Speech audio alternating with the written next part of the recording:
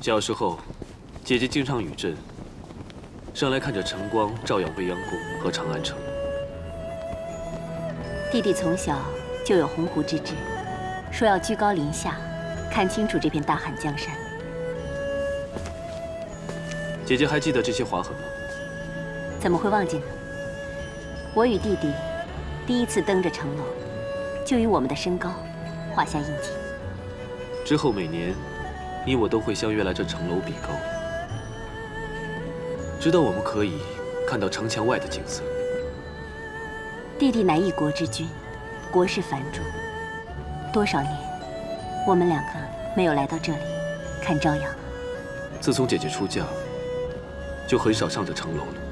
我与姐姐从小在这里，经历过欢乐悲苦，也许过无数的愿望。我曾经看着城外满眼的青山绿水祈愿，愿弟弟能成为千古帝皇。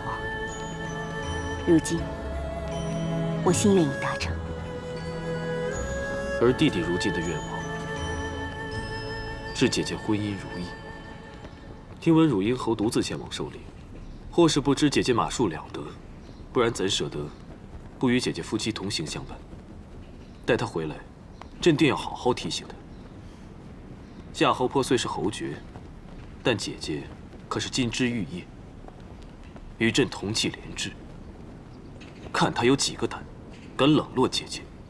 弟弟想多了，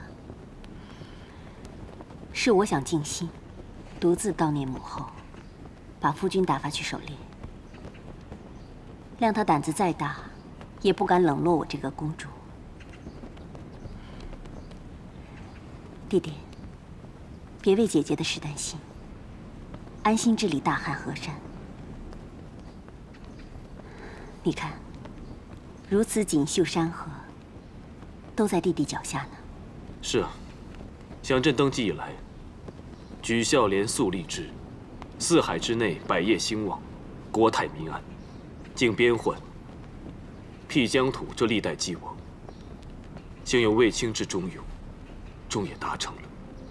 卫青不愧是朕的得力猛将，朕已于朕前封他为大将军，但以他的功勋，当进传德殿再行封赏，以让后世传颂。传德殿向来若非皇家流士，都不得入殿。卫青就是朕的家人，此次大胜外敌，卫青劳苦功高，朕要祭告先祖，也要让全天下人知道，百官公侯做不到的，卫青可以。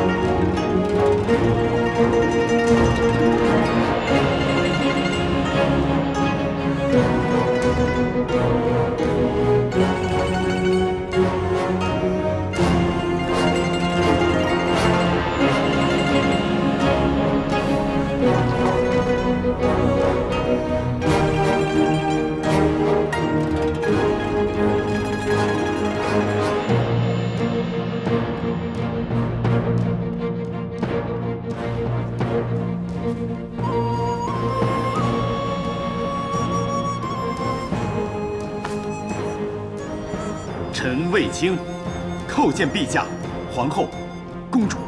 卫大将军，快快请起。谢陛下。卫青，你可知道这传德殿中的石屏风为何会刻有碑文？回陛下，臣闻石屏上所刻乃我大汉历代帝后功德善行。不错，先高祖，击楚王，平中原，立大汉，却遭外敌白登之败。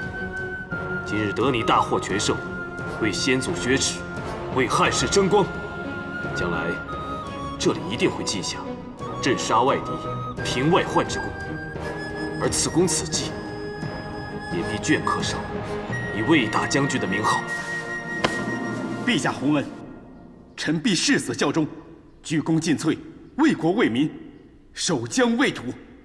卫青功勋卓著，单单一个大将军的名号，恐怕不足以彰显。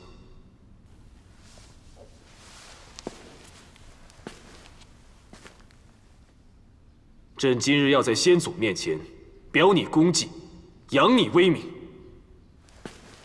加封你6000户10邑，封你3子为列侯。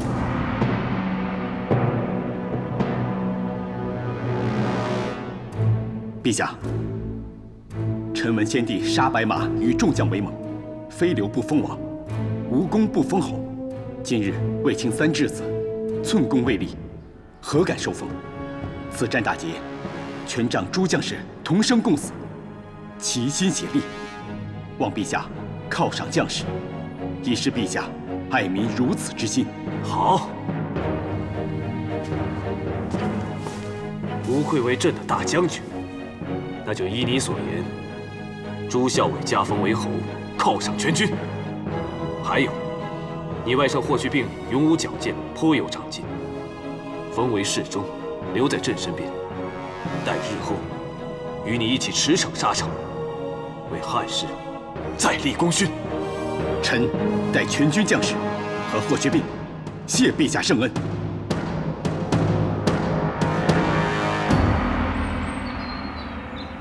开始起风了，又是饮菊花酒、食蓬饵的好时节。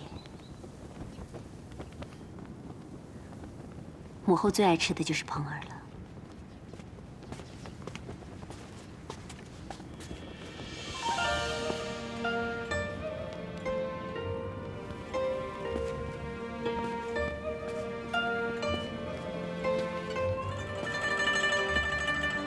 拜见公主。大将军，无需多礼。是为军士入宫见驾。因家人入宫家具，所以特来邀请皇上移驾交房殿共庆。大将军显亲扬名，该与家人相聚共和。眼看就要转凉了，季节交替，气候不定，公主保重身体。多谢大将军关心。大将军沙场征战，常遇凶险，更要多多保重才好。多谢公主提醒。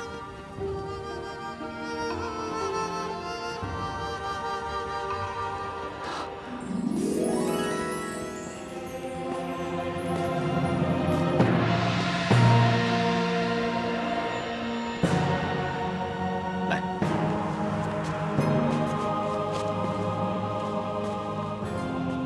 参见公主。已贵为大将军夫人了，又不是平阳侯府的婢女，怎还如此多礼？在沈家心里，公主始终是高高在上的公主。你在平阳侯府时，我没太注意你，只当是一个普通的歌妓。原来如此善言懂礼，大将军真是有福气。公主过奖了。啊，你看我多糊涂，把正事忘了。二姐已经带着去病去了正殿，皇后便叫我来看你，是否要陪皇上过去？皇上说稍后过去，叫我先去。行了，别让皇后久等，你们去吧。公主，那快去吧，不要耽误了你们一家团聚就好。臣告退。谢公主。走。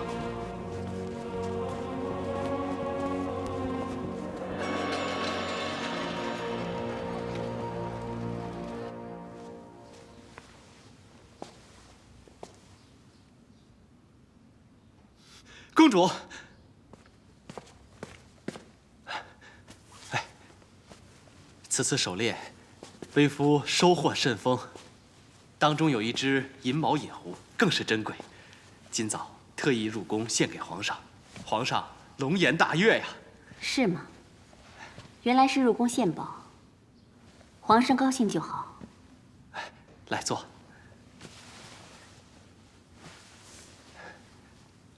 本来还捉了几只野兔，想献给公主的，但是想想，公主一向仁慈，就替公主放生了。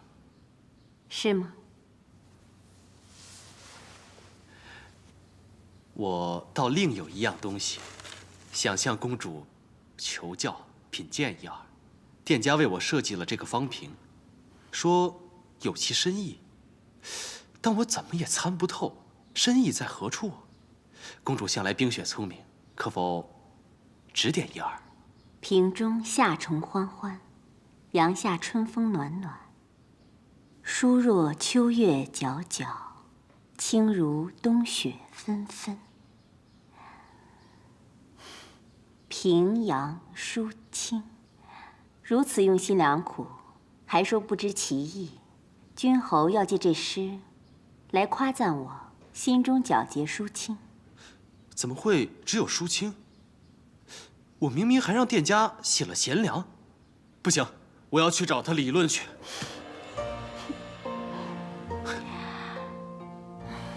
你不是说我娇生惯养，任意妄为吗？怎么现在如此夸赞我？公主，是我错了，我千错万错。当日一定是我昏了头，发了疯，才会误解公主。君侯可不要勉强认错，委屈自己就不好了。我一点都不勉强啊，公主。那天我也是爱妻心切，才会乱了方寸。如今细思静想，我已经知错了。此次向公主赔罪，就是要打要罚，任公主发落啊！公主，看在我一片真诚歉意，就与我回汝印吧。以后我自当如诗中所示，与公主共享四季美景。我累了，明日再说吧。公主，那我陪你。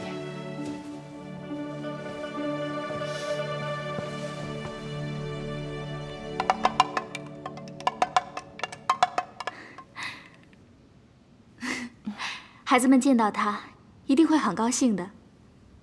我先谢过皇后了。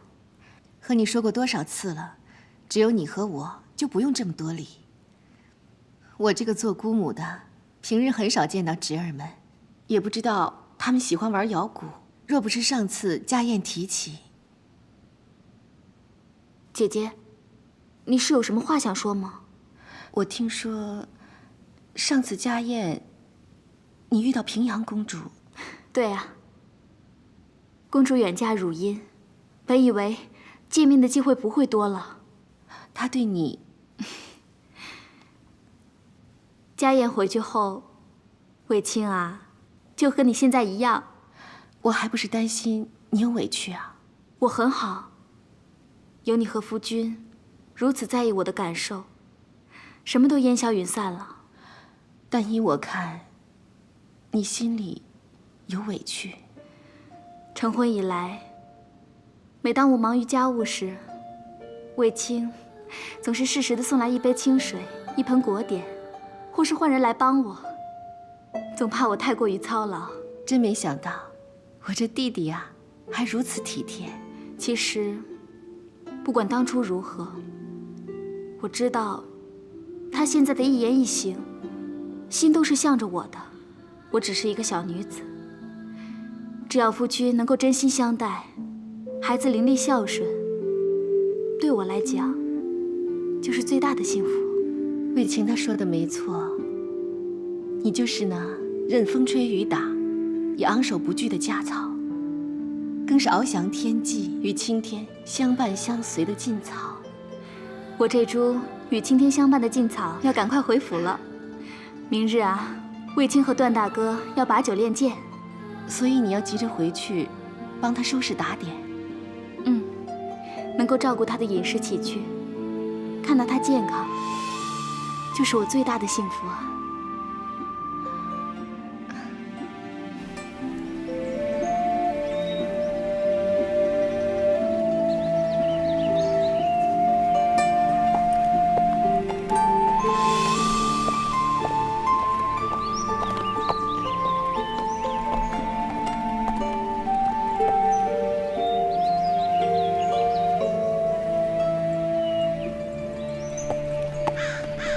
撤！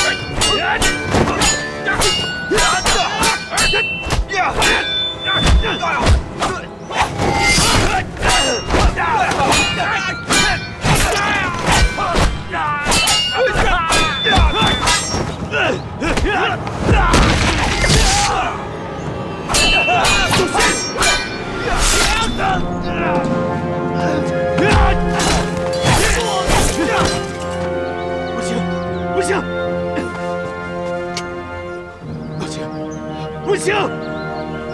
走，不行！不行！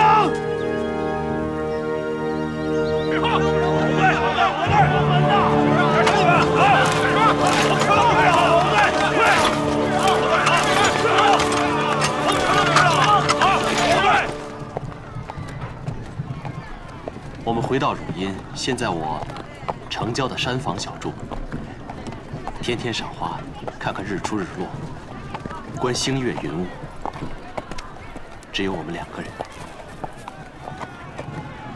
让我出去！让我出去！我要上山！别往前挤！干什么？喂，前面何事？为何关闭城门？小人也是奉命行事，由现在起封锁城门，任何人不得出入。你可知，这车上坐的是何人？堂堂汝阴侯与平阳公主，你也敢阻拦？你是奉谁的命？奉皇上的命。自从做了皇上身边的侍中，果然不同。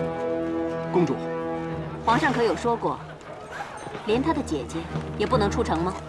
到底发生了什么大事？还请公主赎罪。臣实在不能为公主和君侯开门，因为大将军刚刚被刺客行刺。皇上有旨，闭门封城，捉拿刺客，任何人都不得出城。如有违令者，斩。所以大将军伤势如何？请恕臣不便多言。公主还是请回吧。不要推搪，快说！大将军伤势如何？有无性命之忧？大将军遇刺，关乎国事，皇上有旨，任何人都不得泄露消息，否则罪同叛国论处，还望公主见谅。如此老实督众，看来伤得应该不轻。去大将军府，听到没有？我说去大将军府。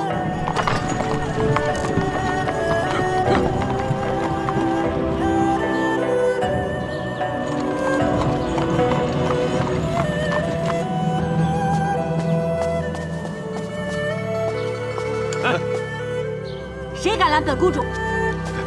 参见平阳公主，夫人下令闭门谢客。全给我让开！公主，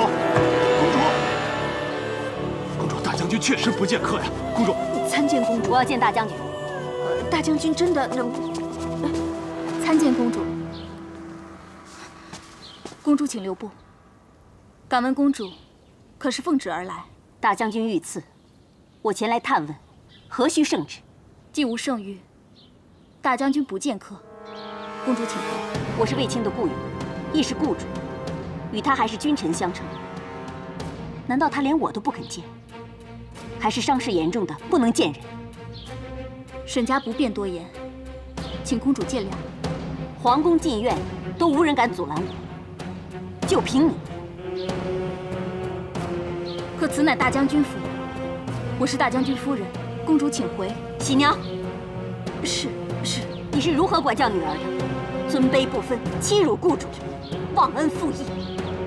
公主岂可？还不快为本公主引路！公主，参见皇后。参见皇后。冲动无助于卫青，公主请自重。相信公主与我一样，都非常担心卫青伤势，但请公主稍安勿躁。嘉儿，卫青现在伤势如何？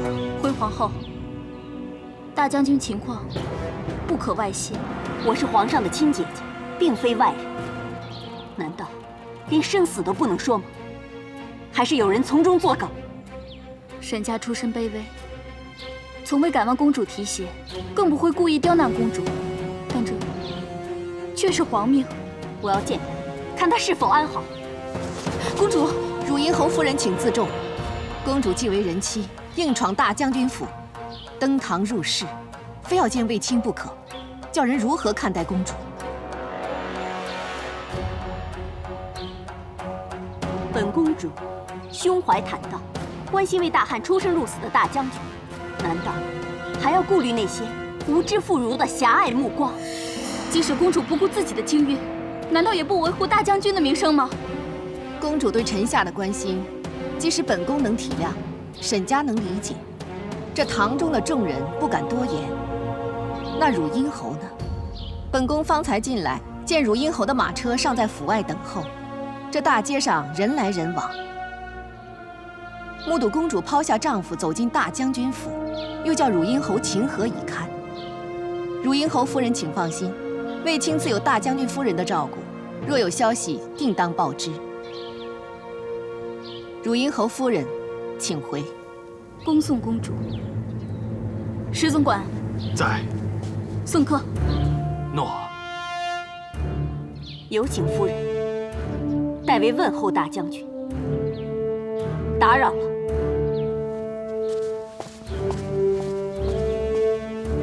哎呦，吓死我了！皇后啊，幸好你及时赶到，否则今日都不知怎么请公主走。女儿啊，没想到你的架势可以挡得住公主啊！哎，你的手抖得比我的腿还厉害啊！带我去见卫青。哦，对，我刚去求神保佑你们夫妻俩，怎料一进家门，你就告诉我卫青受伤了，到底伤得有多重啊？快带我去看看。母亲啊，你留在此，我先陪皇后进去，你替我挡住来客。卫青受伤，王侯百官肯定也想来探，下人恐怕拦不住。喜娘，你是太夫人，皇后放心，女儿放心。虽然公主我挡不住，但是其他人，只要有我喜娘在，谁也休想踏进大将军府。你们也在此等候。诺。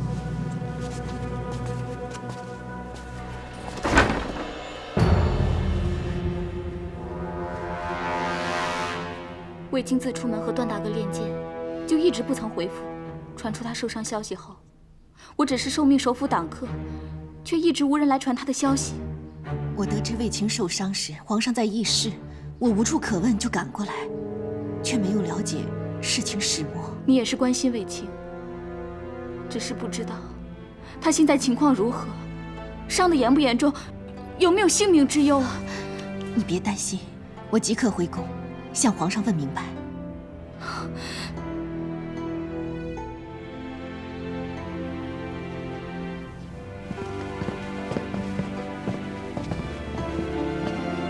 陛下放心，臣都安排妥当。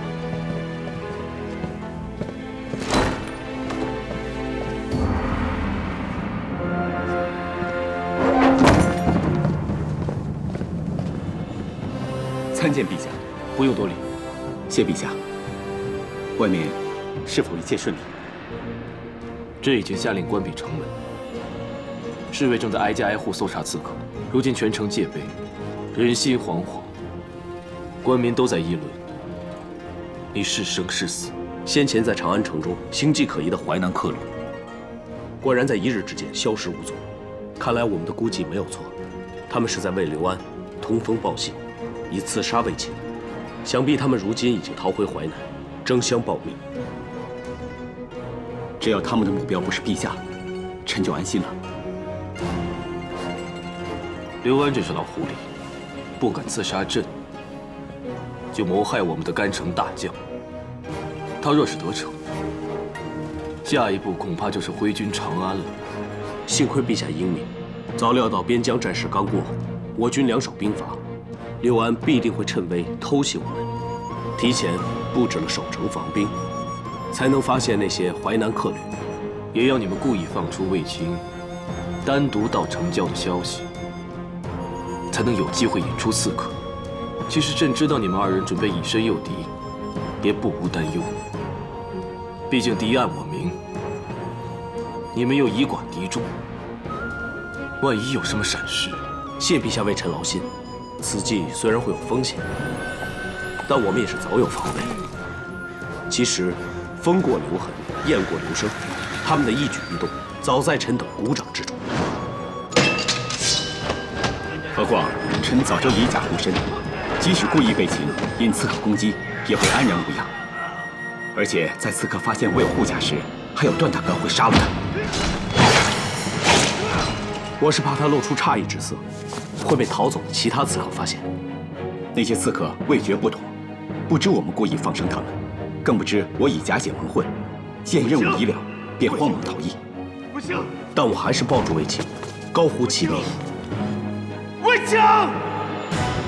相信那刺客已将我受伤的喜讯带给刘安了。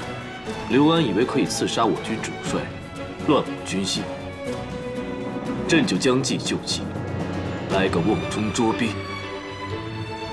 陛下，臣已在淮南通往长安的险要之道布置了新兵。一旦段大哥带来刘安起兵的消息，臣就领兵伏击，以少胜多，以逸待劳。有了你们的周全计划，朕就放心了。只是委屈你，暂住这密室中，为朕筹谋。只要陛下有用得到臣的地方，臣万死不辞。要向你的家人隐瞒，让他们担心了。但此事重大，越少人知道越安全。除了此处的这3人，不能向任何人透露。诺。可陛下，皇后与卫青素来姐弟情深，皇后知道卫青遇刺伤重，必心急如焚。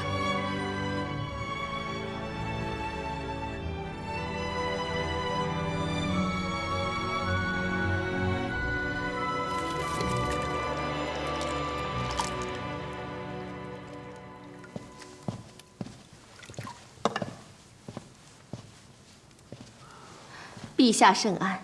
免礼。来，皇后过来陪朕喝酒。诺。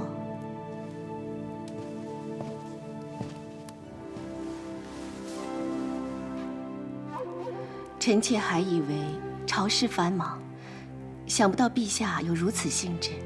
秋意渐深，朕煮了菊花酒，刚想叫子夫过来共尝，你就来了。其实臣妾早前来过，只是陛下在议事，知道朝中有紧急之事，不敢打扰。今日确实朝事忙，烦恼多，难得今日可以舒舒气。子夫就陪朕喝几杯吧。看来朝中烦恼之事已经事过境迁，并无大碍。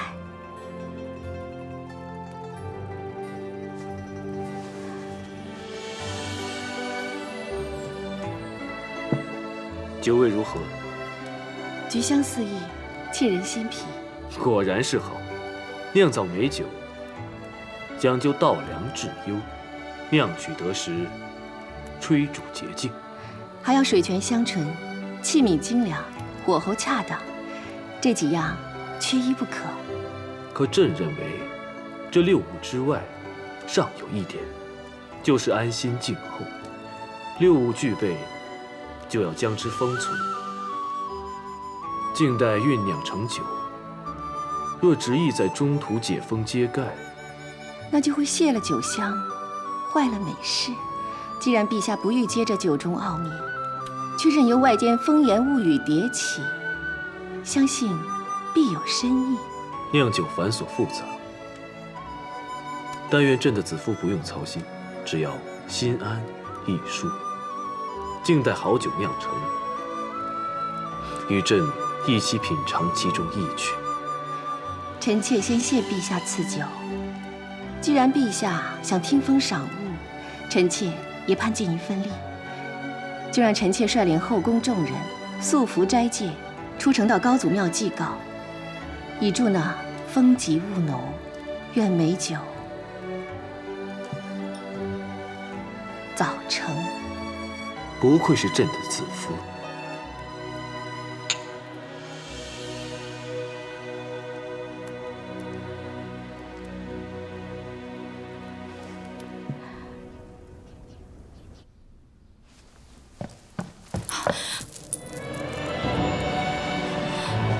夫人，夫君，见到你真是太好了。虽然姐姐叫我不用担心，安心在府中党课，可是一天没有见到你，我的心就是放不下。放心，放心吧，我们现在不就只相见了吗？其实我也对你放心不下。别哭，啊，别哭了。这次还好有姐姐说情，才能让你我见这一面。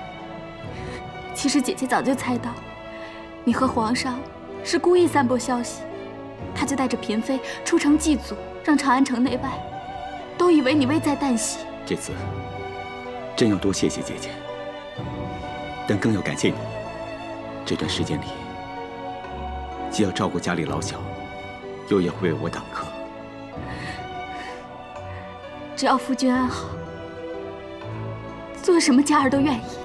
我知道，公主曾经到大将军府，公主恃强，你又一直视她为恩人，与她相持，受委屈了吧？公主与夫君交情深厚，得知夫君重伤，她必定焦急，却又不得见，难免担忧。幸好有姐姐及时出现，帮我解围。与佳儿成婚后，每次我陷入危机，紧要关头，我想的不是别人，正是我的姐姐，我的3个孩子，还有可以把秘密、性命都交托的我至亲的妻子。听到夫君这番话，佳儿很开心，只盼望夫君以后能够诸事不相瞒，只盼着片刻的相依能够永远就好了。真希望我可以早日平定内忧外患，一家团聚。既然是生死之亲，我一定会照顾好家里。等夫君回来，只要夫君能够平平安安，就算折佳儿的寿。你不要这么说，我们一定会白头偕老的。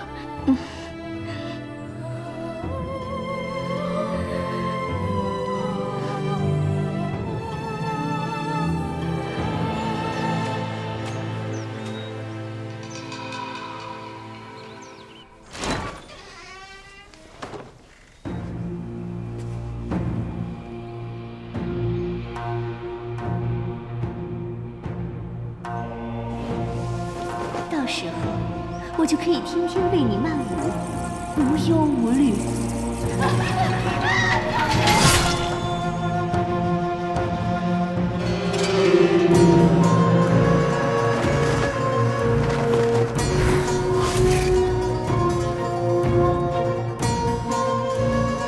你闹够了没有？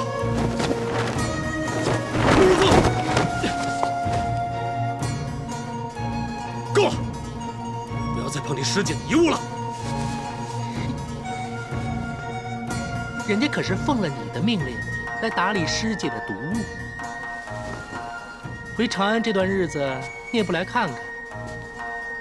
虽然我知道你怕触景伤情，可放着师姐这么多好东西不管，岂不浪费了她多年的心血？你这可算是对不起她呀！收了我的钱就替我办事，惹我不高兴，你就滚！若是坏了大事，你就死！哼！哟，受人钱财，替人消灾，我自当尽全力。你放心，我用药的本事与师姐相比，有过之而无不及。我们双剑合璧，自当横行无忌。我才不要什么横行无忌！那你要这药来又有何用啊？给我的棋子吃的。已经用上酸枣仁、龙齿、合欢皮这些药材了。王姬的经悸多梦、虚烦不眠之症还不见起色。皇后，梦魇乃心念所系，若要根治，还要知道王姬所忧所怕、所梦为何事啊？本宫也多番问他，连他自己也说不清心中所忧，更不知所梦为何物。真是令人忧心。皇上驾到！参见陛下。参见陛下。都免礼了。你先退下吧。诺，臣告退。约好了，朕今日与儿女们画马勺，朕可没有失约哦。多谢陛下百忙之中记挂此事。答应过你的事，朕怎么能忘呢？怎么你好像很疲惫？这阵子要劳心的事情不少吧？刚才是太医令报告众妃的健康，没什么吧？每月循例上告也没什么，只是王姬近来总是梦魇缠身，半夜惊醒不能入眠，即使用药也没见什么起色。她看上去纤纤弱身，倒也需要多加注意。陛下要前去一探吗？朕也好一阵子没有去看她了。去也好，那你就先准备画马勺的用具，朕很快回来。诺。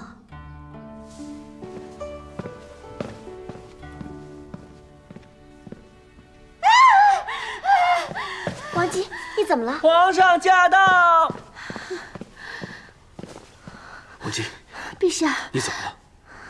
陛下，你终于来看奴婢了。如果你再不来，可能就见不到奴婢了。这是什么傻话？奴婢让妖魔缠上了，怕过不了几日，奴婢就要命丧黄泉了。朕是天子，这里是朕的皇宫，什么妖魔鬼怪都要退避。别怕啊，朕来了，朕保护你。谢陛下。告诉朕，你到底梦见什么了？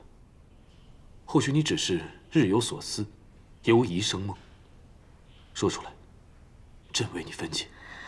奴婢实在不知为何，这阵子一睡觉，便梦见有一只怪兽一直追赶着自己。什么怪兽？怪兽又壮又大，奴婢从来都没见过，实在是说不出来。那你就试着描绘出来，给朕看，朕替你琢磨处置。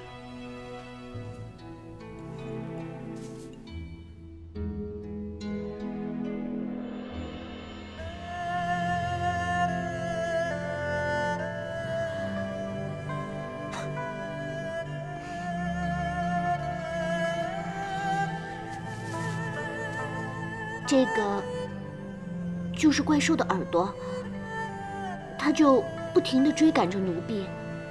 奴婢回头时，就见着耳朵的模样。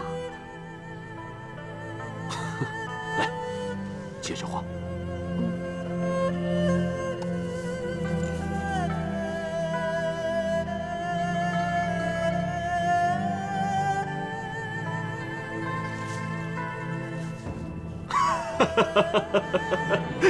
陛下，取笑奴婢。朕不是笑你，朕是开心。奴婢每天被这怪兽追赶着，陛下还这么开心？这哪是怪兽啊，这就是熊啊！熊？熊会吃人的？你呀，不管它会不会吃人，只管为朕生个白白胖胖的皇子就好了。大人瞻之，为雄为皮，男子之相。孟雄意味着要生儿子。朕只有一个皇子，你若真能为朕再添一个，那朕就封你这个糊里糊涂的王姬为夫人。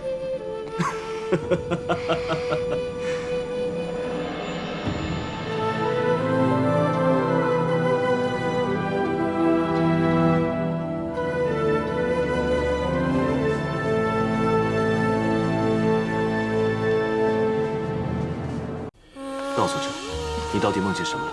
奴婢每天被这怪兽追赶着。这哪是怪兽啊，这就是熊啊！大人瞻之，为雄为皮，男子之相。孟雄意味着要生儿子。你若真能为朕再添一个皇子，那朕就封你这个糊里糊涂的王姬做夫人。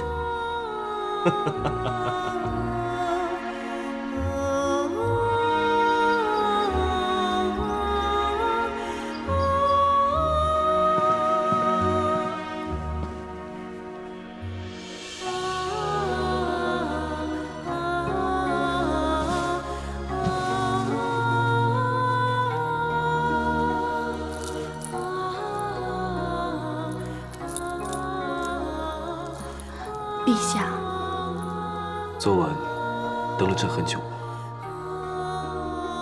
是朕失约了。后宫姐妹众多，陛下不能总流连臣妾这里，雨露均沾，也是臣妾一直所期盼的。如果有眼泪，可以让朕看见；如果有委屈，可以向朕倾诉。臣妾并无委屈。陛下不来，自有陛下的原因。臣妾也好自娱自处，清闲静心。这马勺应是你由心而作，用色暗沉，心中也一定是暗沉无功。你是朕的妻子，你若难过，不让朕知，让谁知？今日种种，臣妾请陛下裁选时早已料到。皇后的责任，延绵后嗣的期盼，对其他嫔妃的感同身受，也一直不曾忘记。可原来，道理再明，气度再好，也抑制不了心中酸意。但朕作为你的夫君，朕倒喜欢看着你为朕吃醋。你要记住，不管今后如何，你在朕心中的地位永远不变。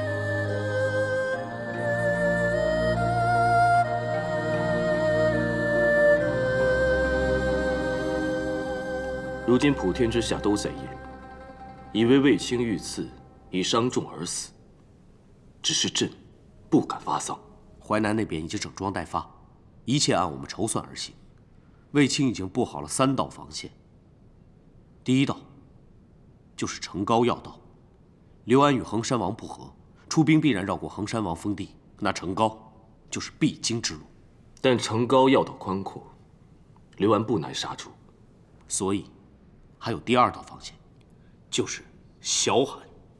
此处深险异常，乃天险所在。臣的密探来报，刘安多番与崤山以东各郡国联系，看来刘安是想以崤函作为据点，借兵力与天险突袭长安。卫青虽然在密室之中，却早已派亲信驻守崤函里外。此地关隘坚固，易守难攻。我军早着先机，伏兵于此，就可以将刘安全军覆没。好一个卫青！此次布阵看似守，实为攻。我们就以逸待劳，梦中捉鳖。启禀陛下，淮南王刘安的侍中雷贝跪于未央宫外求见陛下。此人乃刘安亲信，此时来长安，千万不要坏朕的大事。陛下，臣雷贝急奔长安，只为忠心效力陛下，不能坐视淮南王刘安图谋作反，悖逆无道，特前来禀告，望陛下挥兵征讨。淮南王在封地一直安分守己，爱民之名远播。你一个小小的郎中，竟敢以下犯上，若无凭证，便是诽谤亲王。臣并无诽谤，淮南王屯兵已久，伺机而为。早前大将军遇袭被刺，就是淮南王指使，旨在令汉军无帅，军心不稳呐。你当朕是昏君吗？没料到这一切，不会预先埋下伏兵吗？陛下受罪，罪民只是弃暗投明心切，才急于相告。但有一事，陛下恐怕不知，其实刘安早在陛下身边埋下细作，而那人正是郎中令段宏。你是在说我吗？陛下，段宏与刘安多次私会，透露陛下政策与布防，让刘安早做防备。来人，在，拿下！走！陛下，段宏背叛陛下，与刘安合谋，我只是坦言相告，为什么要抓我呀？那我也可以坦然相告，我与刘安种种交往，都是受于皇命。何况你自己不就是背逆君王吗？有何资格指控于我？不错，雷贝，今日你可以背叛刘安投靠朕，他日也可能叛逆朕投靠旁人。如此朝秦暮楚之人，我大汉弃如草履，更何况拜你所赐，朕的计策功亏一篑。什么？你真以为刘安的阴谋举动朕不察不知吗？段宏叛变是假，卫青遇刺虽真，受伤却是假，一切只是诱兵之计。我们早已设下埋伏，只等刘安起兵，便一举歼灭。可你带着刘安的秘密出逃到此，刘安一定会顾及你的告发。你以为刘安还会出兵吗？雷贝，你坏朕大事，罪该万死！陛下饶命！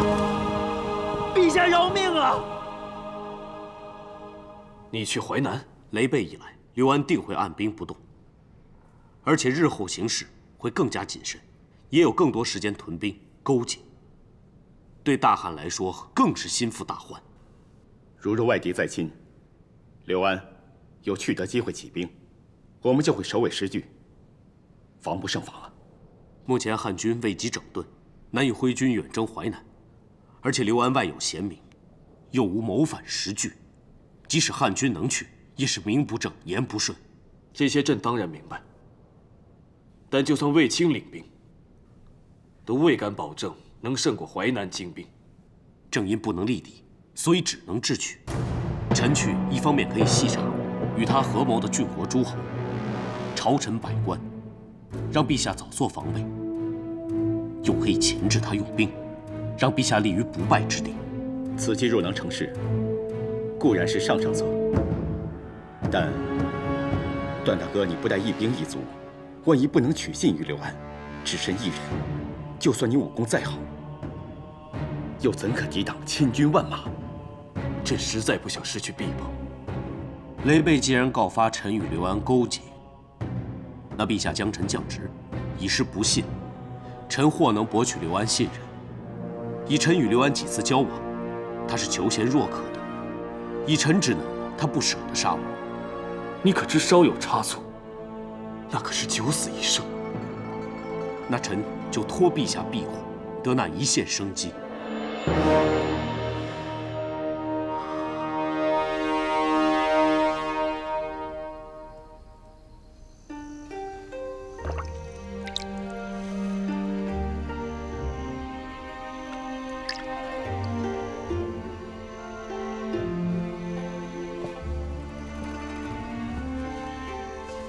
参见皇后。段大哥，我正想去交房殿向你辞请，经过御河看到烛灯，相信是你，所以就过来了。我正是在为段大哥放灯祈福。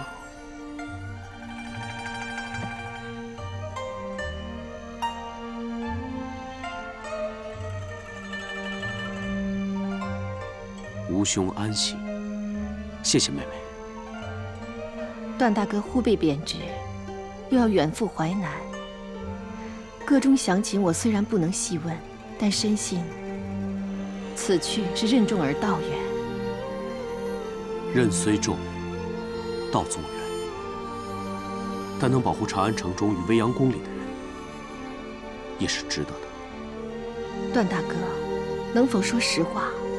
此去是否凶险极大？有妹妹的助导，哪怕什么凶险？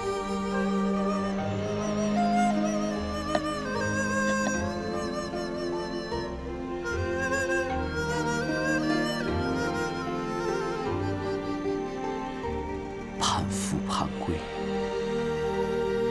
这是我唯一的心愿。若能遂愿，我也别无他求。段大哥，段大说的是，子夫定会继续留心，派人继续寻找，但段大哥必须要平安归来，才能父子团聚。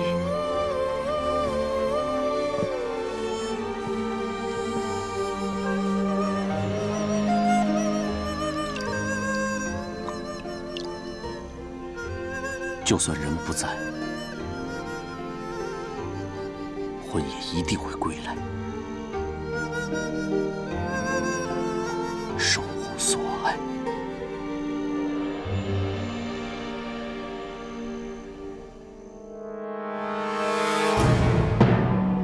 传天朝特使中尉段宏觐见。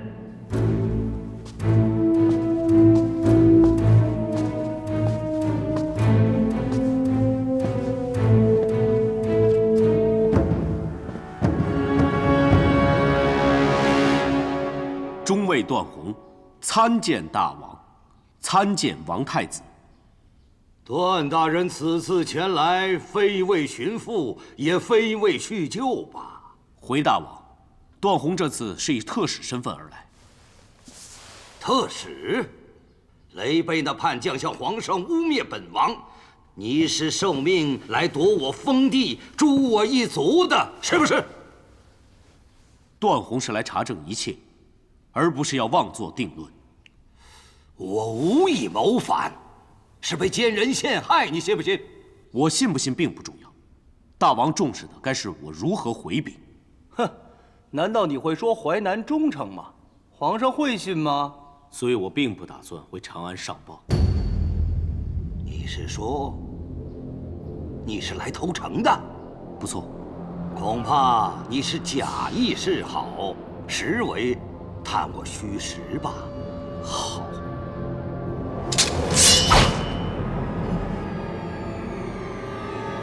我被雷贝揭发与大王有交情，不管我如何上报，也难在刘彻面前立足。此次请旨出使，只是一心前来投靠大王。大王竟如此相待，原来纵使我有忠肝义胆没用，纵使我已斩雷贝，为大王报仇消恨没用，纵使我夜访衡山王，祝大王与衡山王兄弟修好也没用。事到如今，段宏已无路可走，要杀，不用劳烦大王，段宏横剑一抹便可。且慢，你真是来投诚的？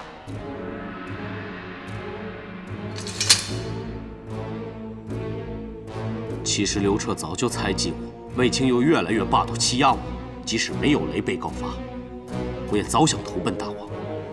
哼，你为活命当然说得好听了，但你可是自荐来调查我们，说不定今日走了，回去就向皇帝请功了。我若不自荐，能逃出长安，投奔新主吗？大王，我本带了3份大礼，以表忠诚，你还想要吗？段兄弟所说的3份礼，究竟是什么？第一，是一个消息，卫青根本就没有受伤。难怪探子说雷贝入京之后，卫青迅速康复，巡防练兵如旧。刘彻早已料到，卫青才干绝人，用兵如神，外敌尚且畏他如鬼魅，大王如要出兵，定会先行刺杀卫青，以乱汉军。所以故意安排卫青讲伤，让大王轻敌出兵，再派卫青伏击。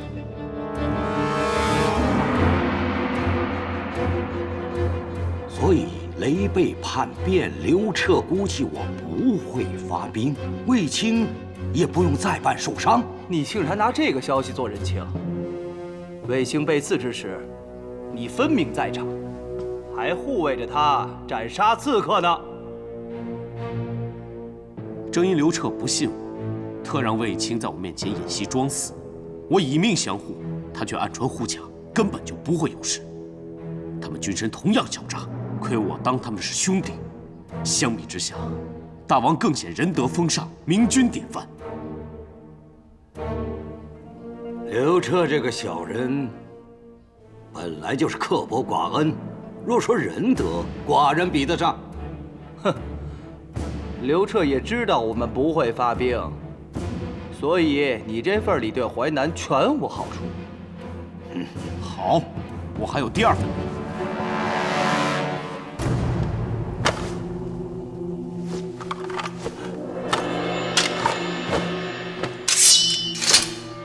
大王应该觉得眼熟吧？雷贝的剑，剑主正卧于跃马坡凉亭旁的黄土下，为背叛大王忏悔。啊，杀得好！我养兵1000日，又定好黄道吉日，全因为这该死的雷贝，都要推倒重来。你确实替我泄了心头之恨。可是一个人死，对于我而言，最多是解一时之气，意义不是很大呀。看来大王最急于知道的，应该是关于大王亲弟衡山王的礼物吧？你是说你能助我与他修好？不错。段宏此来，除了是天朝的特使，也是衡山王刘赐的密使。别信口胡言了。叔叔与父王向来不和。兄弟系于墙，外遇其侮。大王一直小心谨慎，迟迟不起兵，不就是怕衡山王黄雀在后吗？其实衡山王的心思与大王一样，他怕大王侵其国土，惶恐难安。那如今，他对寡人的怨怼恐惧已消除了？早就消弭殆尽了。而且我已说服他与大王合作，只要大王批准，我立刻安排衡山王与大王密会。荒谬！区区一个段宏，无才无势，凭什么让他听信于你？寡人也好奇，你到底用何方法来化解本王与弟弟的积怨呢？大王与衡山王兄弟失和，实为心病，奇珍异宝当然治不了。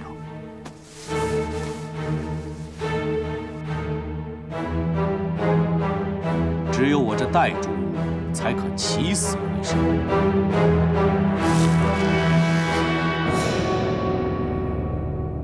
素足以令大王兄弟重归于好，结盟得天下的易斗素。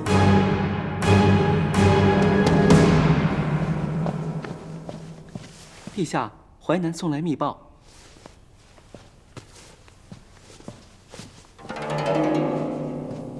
牛鼻环，段宏保住性命，过了第1关。鼻环套牛，任人牵扯。这是指他已经成功用计，将刘安套住。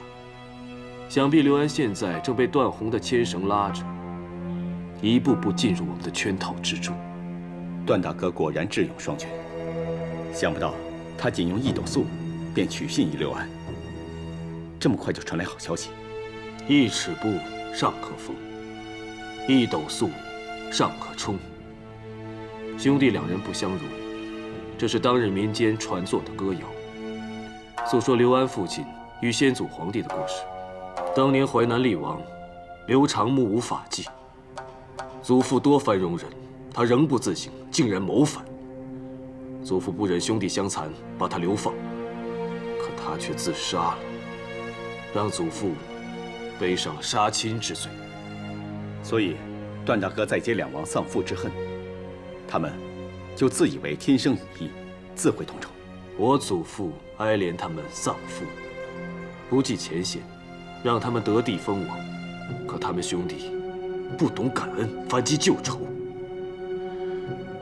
与其父一样生谋反之心。朕若不将两人拿下，怎对得起先祖皇帝的在天之灵？如今，段大哥令两王歃血为盟，化干戈为玉帛，淮南王必会重用他。他表面拉拢，暗中却挑拨，定会让两兄弟两败俱伤，致内乱于未发之时。段宏办事，朕甚是放心。可惜那西北隐患依然蠢动，被打败一次，暂且退了。不过一会儿又卷土重来。陛下放心，既然段大哥已在淮南牵制而亡，国内无虞，卫青愿请旨出征，让外敌明白，他们每次犯边，都必打败，好叫他们以后安分守己。好，朕有你二人，何惧内忧外患？今次出征，就让霍去病跟你同去，让外敌知道我大汉多能人，一名少爷，足可叫他们丧胆。诺。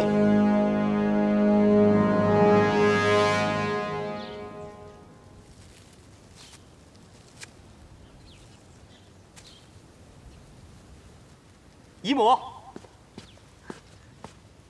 票摇校尉霍去病参见皇后。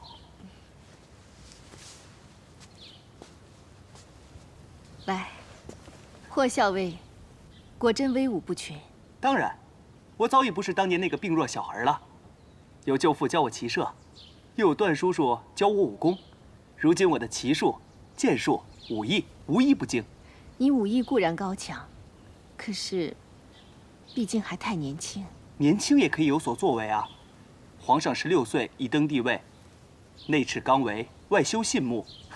姨母放心，小小一场战役，霍去病应付有余。姨母就是担心你年少气盛，自负骄躁。皇上虽是16岁就登基，但他从小修文习武，熟读治理之法，通晓圣贤之言，所以如今治理天下，行事有理。可你呢，从不读兵书，亦不晓兵法。兵书上写的大多都是中原作战之法，但我身处大漠荒地，面对的是西域夷人，行军之法本就不同，而且作战主要靠的是谋略。若是一味拘泥于兵书兵法，反而失了适时应变之机。说的好像句句在理似的。可是战场上生死相拼，领军者肩负的不只是胜负荣辱，还有军中上上下下与边疆民众的性命安危。轻浮自大，只会害己害人。姨母啊，我从小就跟舅父出入军营，常听他讲解行军之术，外敌强烈之处，所有的兵法，去病早已谨记心中。何况啊，更有陛下分派的一营精兵，又有舅父领军指挥，去病我并非独行，更不能独断。姨母不用担心。看来，去病也不是只凭血气的莽夫，倒像个有勇有谋的将才。只是外敌凶猛善战，在战场上，你一定要戒骄戒躁。去病遵命。去病从小多病，多亏姨母悉心照料，如今才有机会上阵杀敌，建功立业。我霍去病一定凯旋归来，报答姨母的抚育之恩。平定外敌，固然是姨母所愿，但姨母最期望的是你可以平安归来，这才是对姨母最大的报答。姨母放心，我与舅父一定平安归来，且带着赫赫战功。姨母就在长安，等着我们的好消息吧。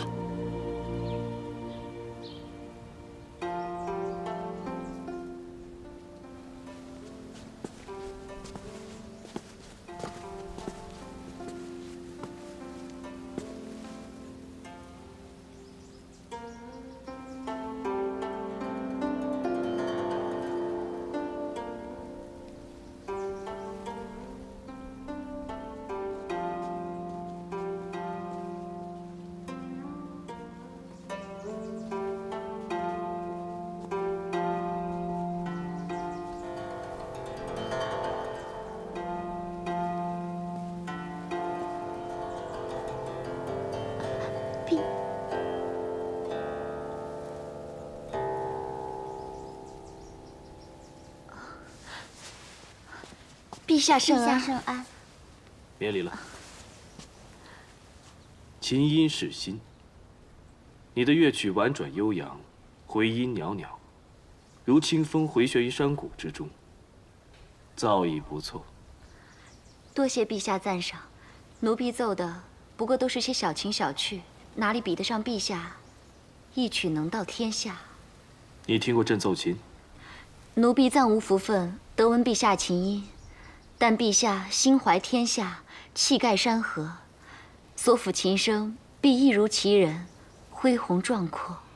你聪颖机灵，琴韵妙绝，朕偶然路过，就被吸引过来。然而，细听之下，发觉当中既有悲怨，就似那清风想越过山谷而不得，让人忍不住叹息。奴婢小小伎俩，陛下全部都看透了。清风被困，琴音如诉。难道你是在以清风自比？奴婢不敢，只是觉得宫内样样都好，唯独高山流水，知音难寻。知音不见，伯牙绝弦。奴婢一路弹奏，心中自嗟，不知这宫中可有人与奴婢共鸣一曲？要找知音又有何难？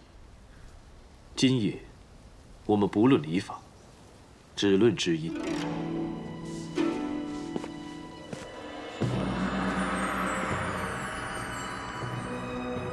你叫？奴婢姜氏。姜姬。好。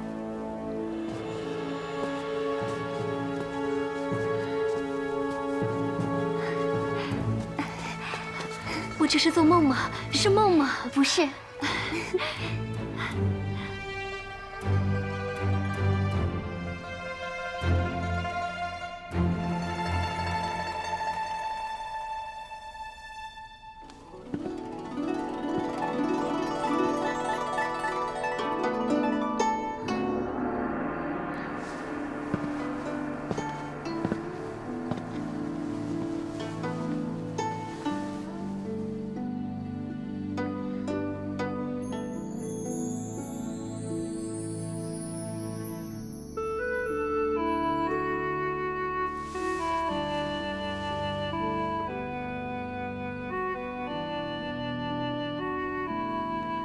这是什么？这是奴婢入宫之前家人送的16玉坠，他们特意嘱咐奴婢，临幸之前挂在腰间，求得多子多福。朕就成全你一个多子多福。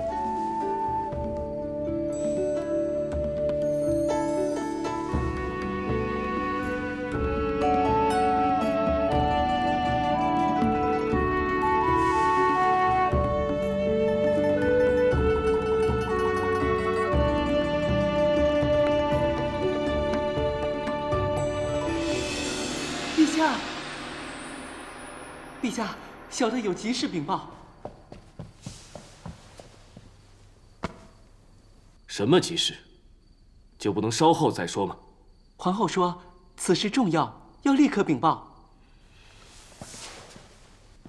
是什么事？恭喜陛下，王姬喜得龙裔。皇后已经在掖庭照料，正等着陛下过去呢。果然是孟兄有召。备驾，已经准备好了。奴婢在此恭候陛下回来。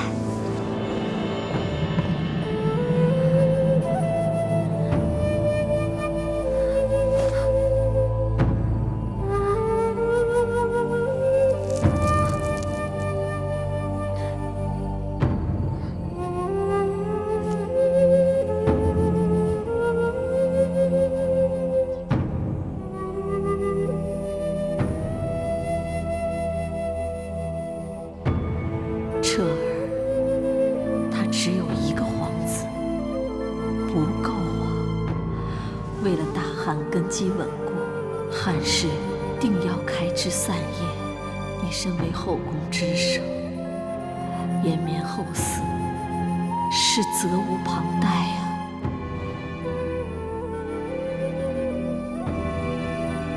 下，作为君主，有责任安定民心。臣妾虽身在后宫，可天下之事并非全无所知。各路诸侯，陛下的兄弟叔伯各居封地，拥兵自重。立汉以来，诸侯作乱屡见不鲜。若汉室后嗣单薄，陛下只要龙体烧剑为和。这些不轨之徒以为有机可乘，就会兴兵作乱，那就是一次生灵涂炭呐！江山社稷为重，望陛下亲疏采选圣谕。恭喜皇后，王姬有喜了！真是太好了，怀上了，终于怀上了，恭喜皇后！来人，即刻禀告皇上，不许耽搁。诺。子夫终不负母后所托，皇上在天血脉，实乃我大汉之福。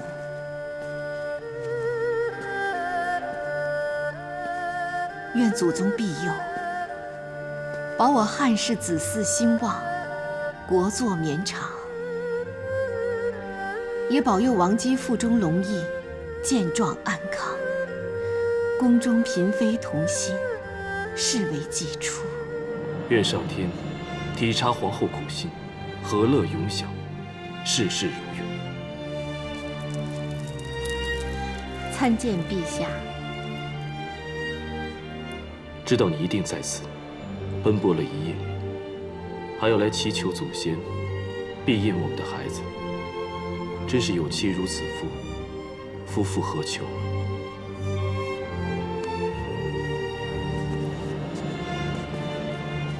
芳华有命，不失懿德；荣宠加身，不忘世责。于平阳侯府，朕与你初时便风华落梦，后待你入宫，种种艰辛难以言说。只是你得招后宫，忠感天地，成为天下之母，自始至终都不正、不显、不露。你正是如此德行模范。陛下，臣妾怎可与太皇太后并谈？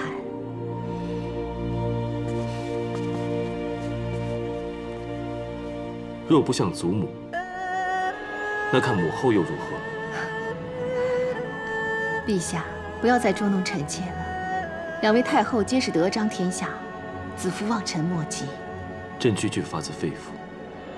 当然，你何等大度，为了天下社稷，忘极苦劝，搬出汉室安危来压朕，想把朕这夫君推向他人。最初，朕真的不高兴，但如今，朕不得不承认，确实心安不少。多一个孩儿，大汉就稳固一点。而且朕也为你高兴。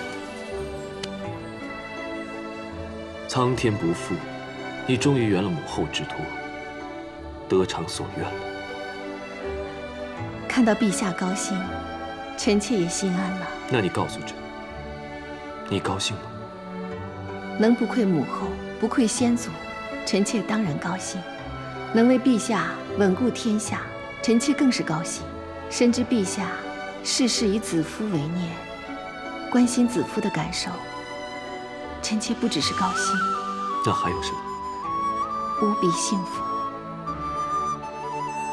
这种安心喜乐，足以让子夫以后面对任何事情都甘之如饴。你放心，将来你面对的只会是福与乐，再也不会有从前种种的委屈与惊险了。子夫相信，有你这话就好。子夫，明日朕要离宫一趟。离宫？战事紧张，军饷调度，各郡响应都是制胜关键。朕想亲自料理。陛下亲理军情，那子夫也要效法太皇太后与母后，在此闭关，为我们的孩子祈福。有妻如此，朕就放心了。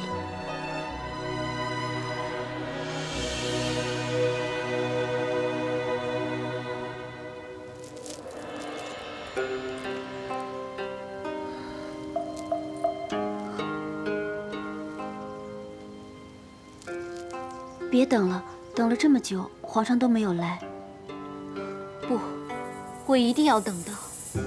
皇上说过，会成全我一个多子多福。或许皇上真的是离宫办事去了，不如我先去打探真确，然后我们再来吧。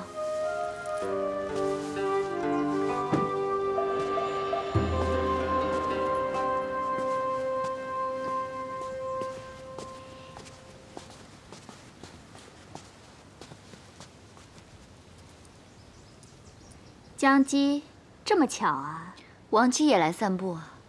我自从怀孕之后，皇上牵挂得不得了，嘱我定时散步，我岂敢为止啊？这也是，龙胎当然要好好护佑，要不然也难向皇上交代。哎呦，江姬原来又是来弹琴呐。听闻先前你被召侍寝，是不是因为我妹妹怀孕的急报，坏了你的好梦啊？不过龙胎要紧，皇上自然紧张了，真是对不起姐姐了。啊，对了，还没有恭喜妹妹呢。恭喜王姬喜怀龙子，愿龙子早日平平安安诞下，为大汉开枝散叶。谢谢姐姐，既有姐姐的祝福，我一定平平安安的生个皇子。有陛下的护佑，当然平安了。不打扰妹妹散步了，我先告辞了。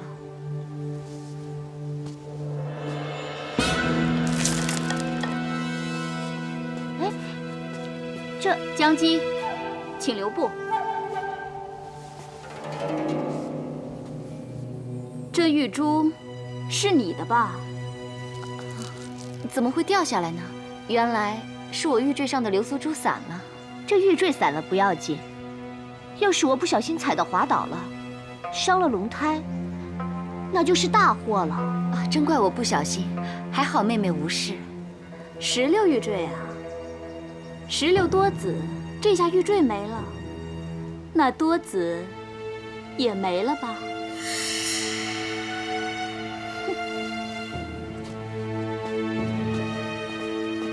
皇上说了，会成全我，我一定能怀上，你就等着。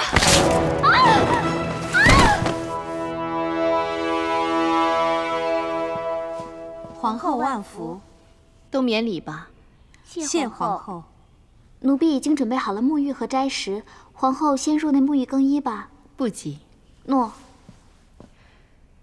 后宫事务有劳姐姐了，最近一切安好吧？还算如常，就是出了点小意外。江姬早前跌倒，伤及髋骨，或会影响将来生育。这阵子大小事情，众妃健康，我都一一记在册上，送呈了过来。那有劳姐姐陪我去配殿，我一边看一边问些详情。诺。皇后驾到！参见皇后。见皇后。快免礼。皇后，奴婢不争气，没脸见皇后了。你先别着急，有什么事你尽管跟我说。回皇后，实在不知道为什么会这样。妹妹这阵子就是这样病恹恹的，我们都以为怀孕就是这个样子。方才午膳后就突然见血。可有传过御医？御医是来了，但也只说她血脉虚，查不出其他原因，只是再开了安胎的药。启红正在煎药呢。是奴婢不好，辜负了皇上的错爱，皇后的托付。好了，你先别多想了。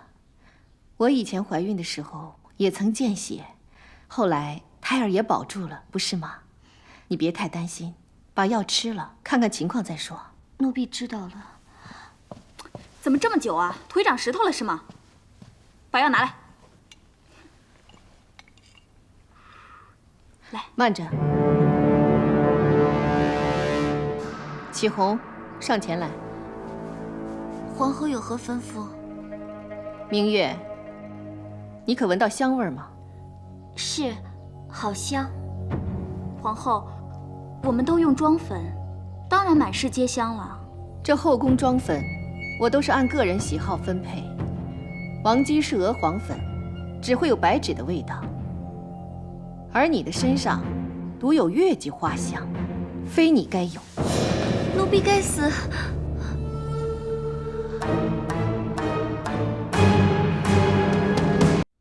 方才午膳后就突然见血，可有传御医？传了。慢着，上前来。皇后有何吩咐？你的身上有月季花香，非你该有。奴婢该死。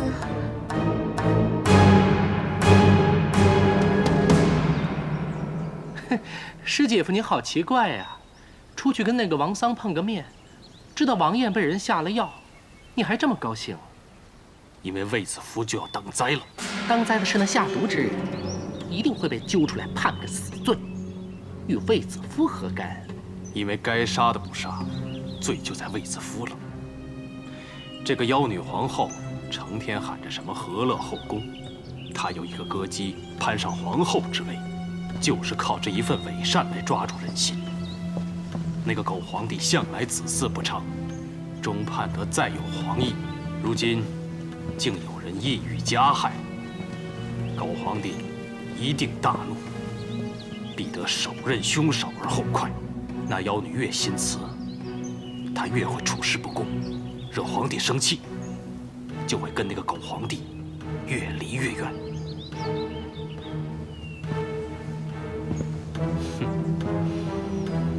这场好戏，我真想亲眼目睹。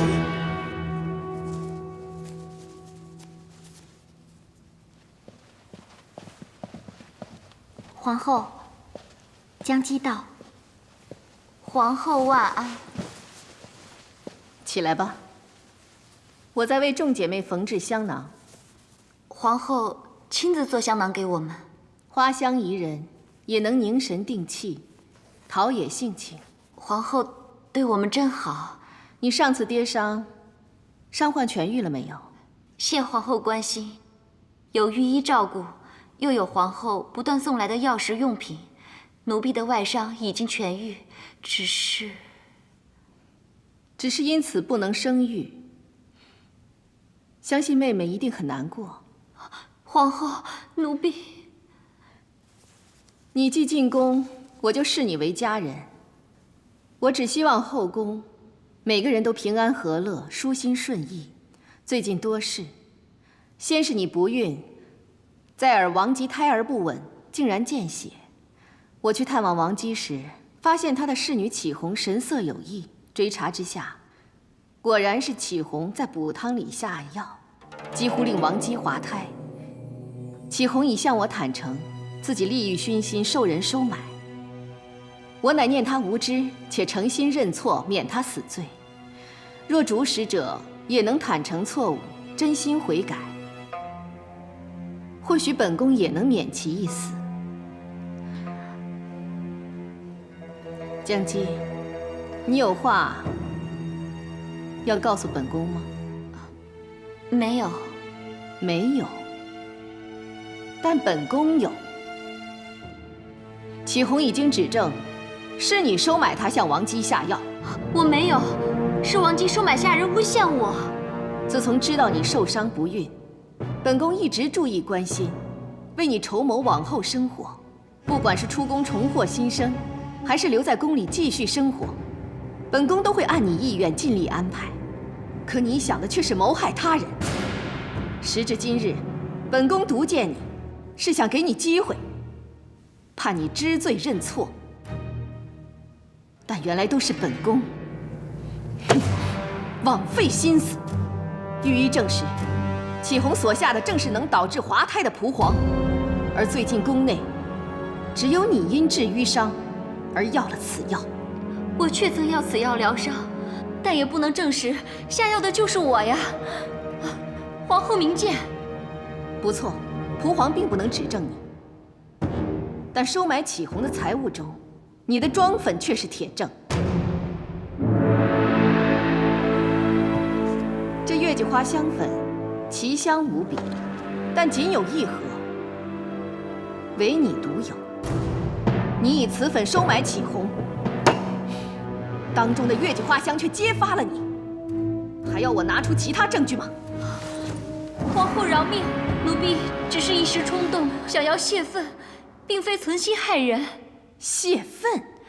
奴婢入宫以来，从未受到宠幸，皇上连奴婢是谁都不记得，难得可以侍寝，却因王姬怀孕而告吹。本已难过，又被王姬姐妹所弃，跌倒，以致不孕。后宫之中，个人有个人的境遇。历代以来，恩宠尊荣、儿女成群的又有几个？凄凉的远不止你一个。你却诿过他人，更蒙歹心害人。可当日确实是因为王姬姐妹言辞侮辱，奴婢才会气急而跌倒。想到将来无儿无宠，在宫内孤独老死的凄凉，全因王姬而起，而她却受宠怀孕，无比风光。奴婢只是一时怨恨迷心，才会犯下这谋害皇嗣的死罪。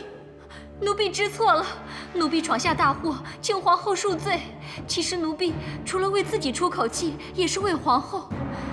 那王姬名位位尊，一朝得宠，已经霸道嚣张。他日若诞下皇子，恐怕不止侮辱欺凌众姐妹，更会动摇皇后与皇子的地位啊！奴婢真是诚心维护皇后和皇子，只要皇后饶恕奴婢，江柔以后尽听皇后差遣。皇后一向宽容待下，即使饶恕奴婢，也不会招人疑心。放肆！我宽容待下，竟让你窃词狡辩。本宫真心把你们看作家人，王姬与你我共侍一君，她的孩子也是你我的孩子。你伤害的不只是大汉的皇嗣，也是自己的孩子，天理难容。奴婢知错了，皇后宅心仁慈，厚道敏恤，不会杀人的，不会杀奴婢的。本宫的仁慈，本宫的敏恤，竟成为你狠杀孩子的仗势，那本宫更要严正执法，绝不能姑息养奸，不让心存歹念的人贻害后宫。来人！在。江姬谋害龙羿，论罪当斩，把他拉下去，后斩。皇上驾到！陛下救命啊！参见陛下。陛下圣安。都免礼。谢陛下。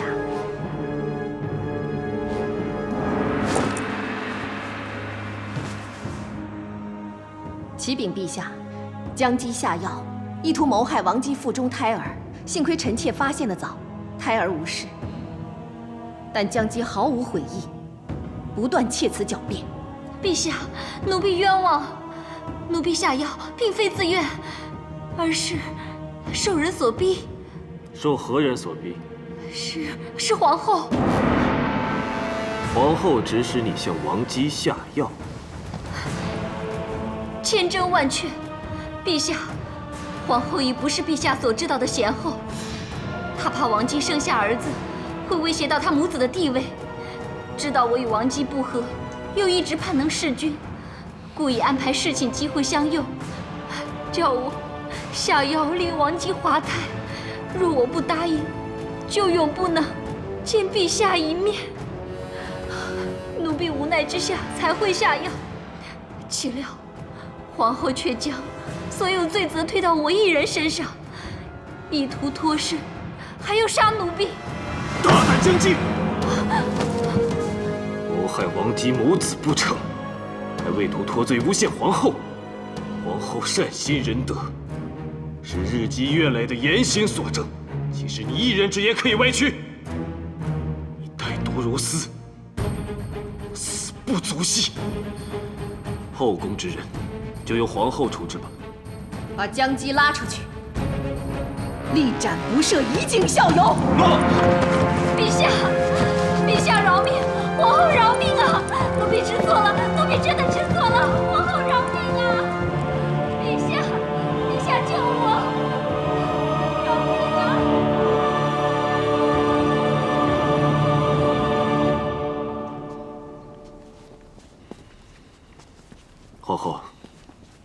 你看这皇城多美。是啊，只可惜姜姬殒命，再看不到眼前这美景了。假如臣妾能及早察觉姜姬品行，不选她入宫，她此时或能在家乡过安稳日子。皇后可知，朕方才为何要听他那番窃语诡辩？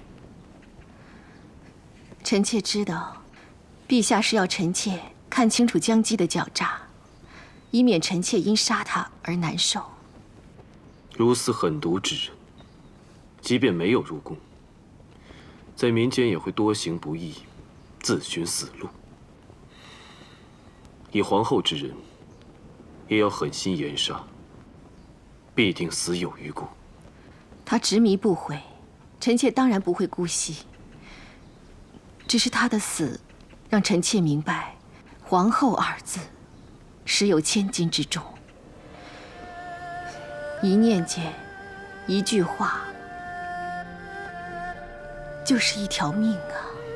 居高位者，权力与尊荣背后，就是这千斤之重。但由你与朕一起承担。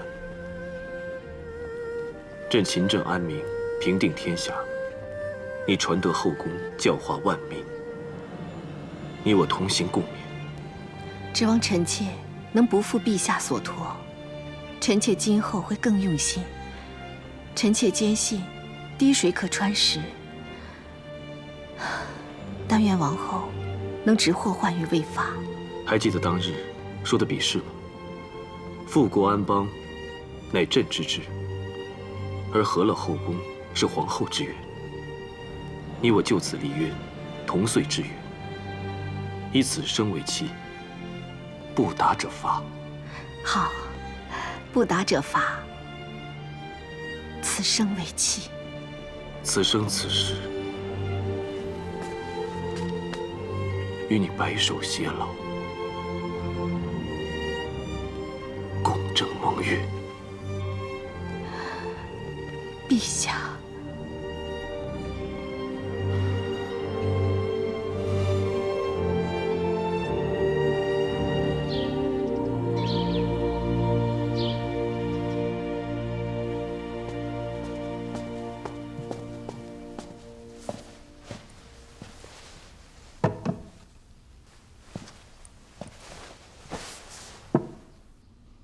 奴婢果然猜中了，大人喜欢吃这些清淡的小菜。你从何得知？奴婢冒昧，上次大王设宴，奴婢以磬弹奏的简约清音，大王似乎沉浸其中。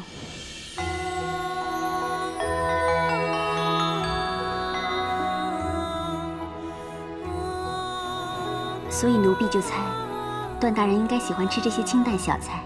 我初来淮南，弹奏清音的，就是你。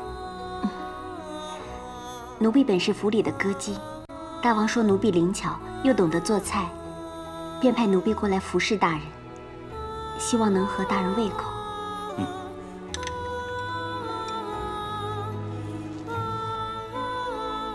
我也并非只爱清淡小菜，但这鲜笋的确让我回想起少时的往事，所以不免怀念。虽然这是一道素菜，却隐隐透着鸡肉的香气。还有荷香，这是奴婢家乡的做法，荷叶用鸡油涂抹过，所以透着肉香，让竹笋更加可口。儿时贫困，家里只有一块熏肉挂在横梁处，远远看着。奴婢家也是，要到过年了才能吃上一口。我少时不懂事，总是想方设法要偷吃，被发现后免不了父亲责罚。奴婢也是，最怕父亲罚奴婢大冬天的赤着双脚踩在冰水里了。不过家父极其疼爱我和母亲。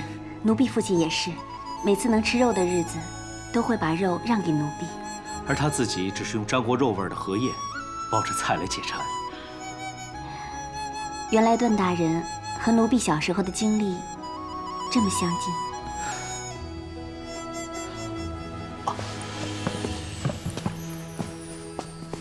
大王，大王，看来你们两位很投缘呐。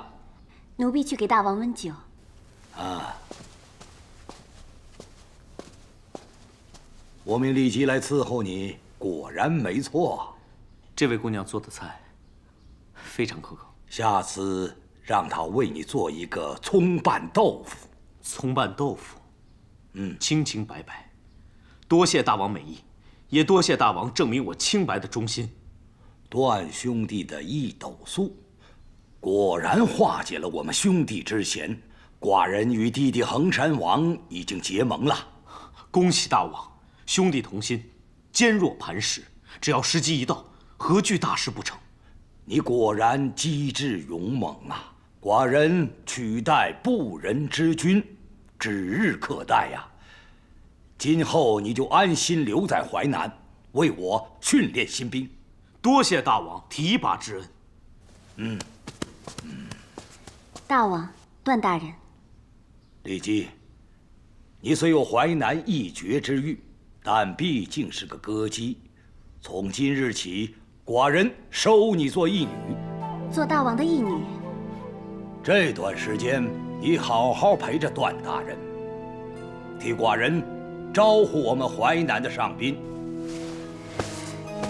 谢大王，奴婢定尽心服侍段大人，请大王放心。起来吧。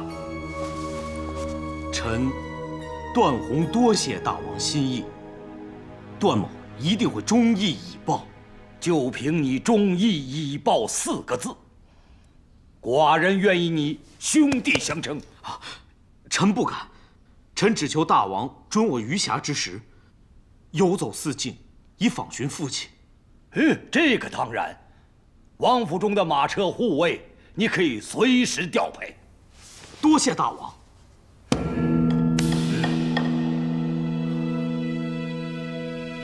找到段老先生的时候，他已病重，幸好他一进城就被发现了，及时送到了孔御医程交的家中，由孔御医亲自照顾，现在暂时保住了性命。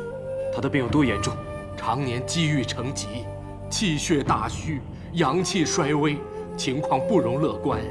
孔御医说，如果他有家人，要尽快安排见面，他可能命不久矣啊！什么？你去告诉孔御医，不论用什么办法，即使倾尽太医术所有药师，一定要保住段老先生的性命。还有，此事绝不能外泄，包括皇后，违者死罪。臣遵旨，臣定会守口如瓶。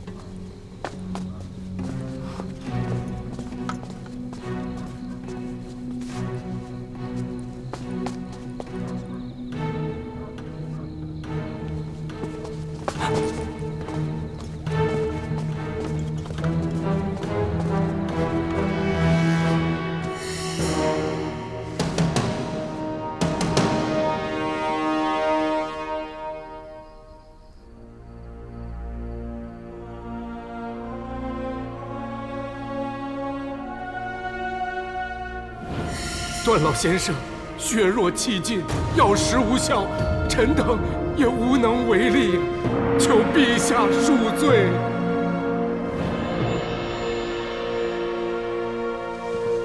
陛下，皇后来了。陛下圣安。陛下，臣妾的亲兵查探到，有个叫段忠的老人家最近现身长安，他应该是段大哥的父亲。确有此事。陛下知道，想必已经派人找到。确实已经找到了。太好了，那赶紧派人把他接进宫来，静待段大哥回来相认，臣妾也好见见他，谢他当年赠饭之恩。不用了，人已经死了。什么？死了？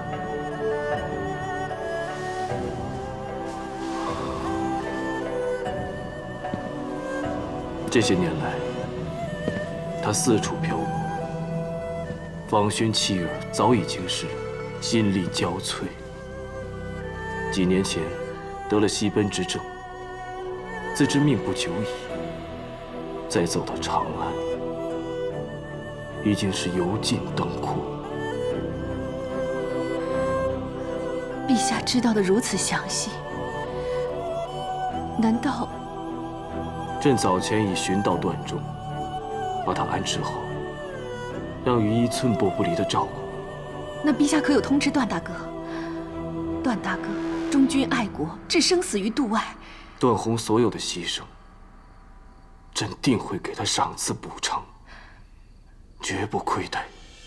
难道陛下以为与父亲久别团聚，是官爵财帛可以替代的吗？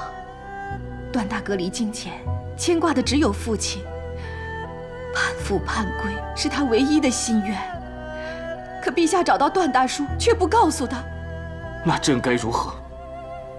派人去淮南，叫段宏闯过刘安军马奔回来，还是将奄奄一息的段忠送去淮南虎穴？段宏身在敌营，若受此事影响，智取刘安的种种部署均会功亏一篑。臣妾明白陛下心系天下，可段大哥，段宏也会被揭露身份，身陷险境。即使他能全身而退，他久留淮南，朝中早已认定他叛逆。若他无功而回，朕该如何待他？陛下顾虑周全，是臣妾未有细思。你既视他为大哥，就应该想到，若知真相，他定陷于忠孝难全的困境中，你可忍心？朕宁为他承担不仁的骂名，免他为难于忠孝间的抉择。朕也错了。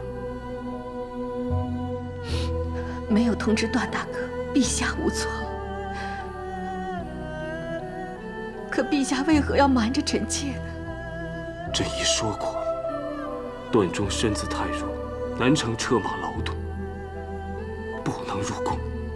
那至少可以让臣妾出宫一见，还报当年赠饭之恩，也好带段大哥尽一点孝。皇后贸然出宫，你是要天下人和刘安都知道我们在为一个逆臣寻父，还照顾得周到吗？那陛下可有告诉段大叔，他的儿子忠义仁勇，在朝为官，为国尽忠吗？朕只能谨慎行事。陛下的谨慎，却让一生坎坷的老人孤独而死，连儿子的成就，甚至生死都一无所知。你怜悯一个老人是否安详而去，却不体谅你的父亲做此决定有多艰难。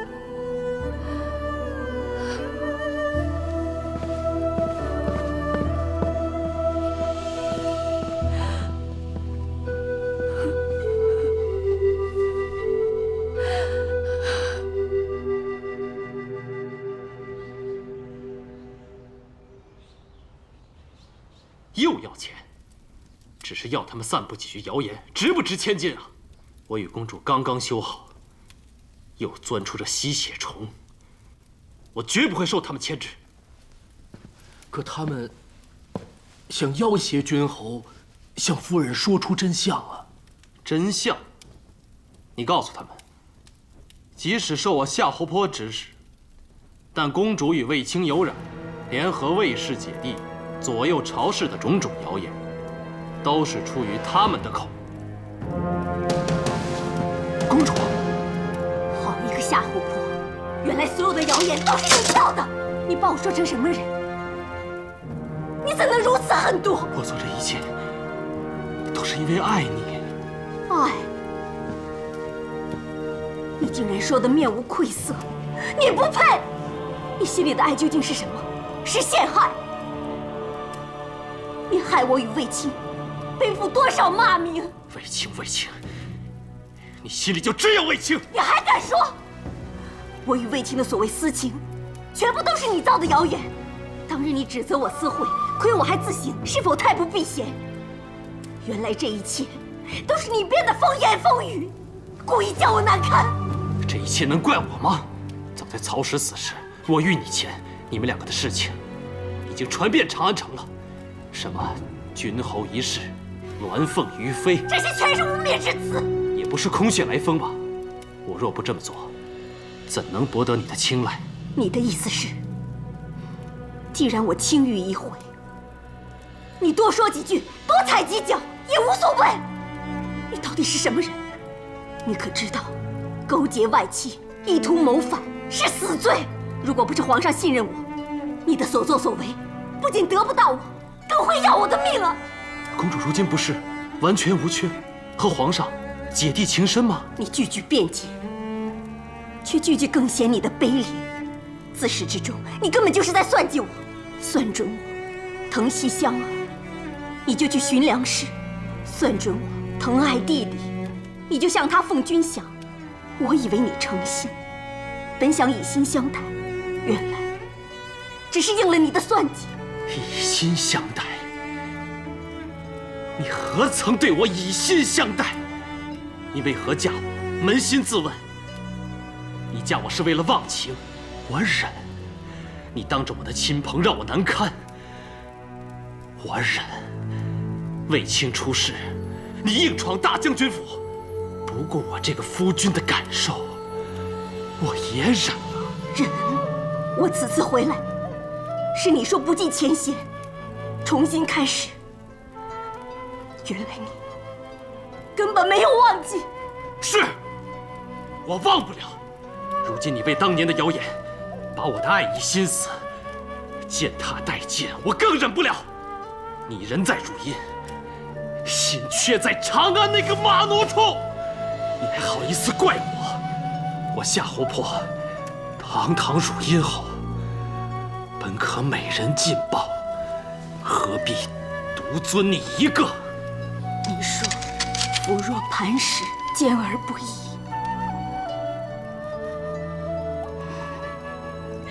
我须妻若蒲苇，柔而不折。本想与你从此缱绻一生，本接着拿来给你看，为要与你夫妻互爱互惜。幸好我因此知道嫁的是个只求私欲，不择手段，为过于人，还以爱做借口，那我就不必错付感情，一切已成覆水。从今与你锦断不复。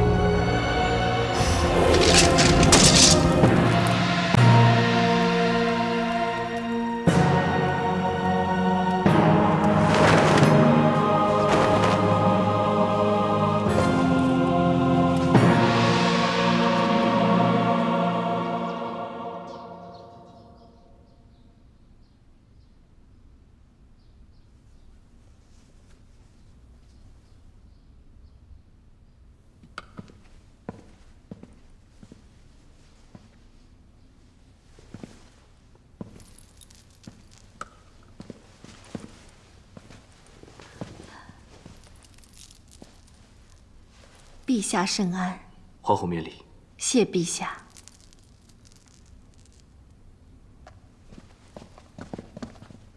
今早收到懿函上奏，懿叔叔，他奏请赐书与各地详叙学社，让各地贫寒修文学理，实施好事。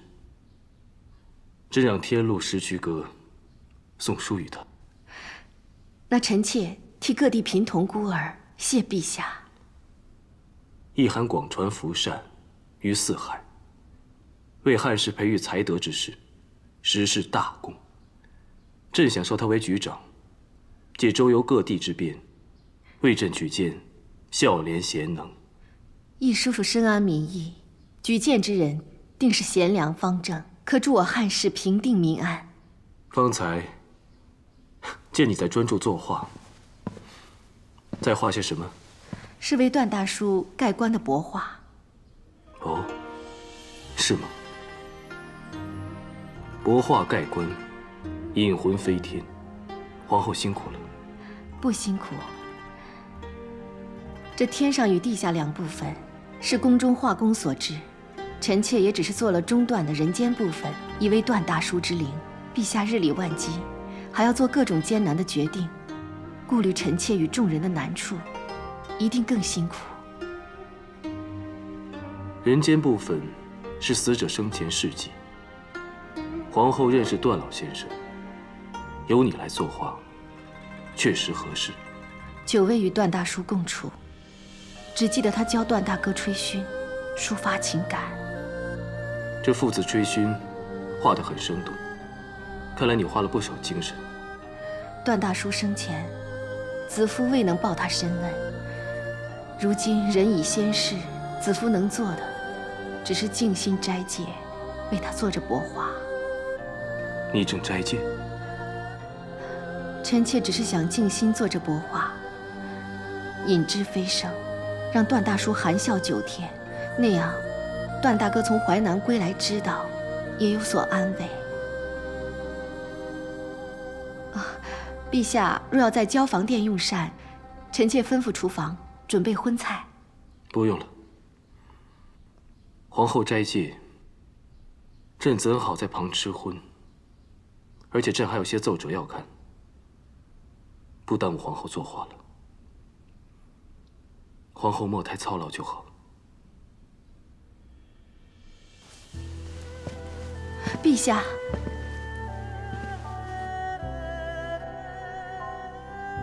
陛下也不要太过操劳。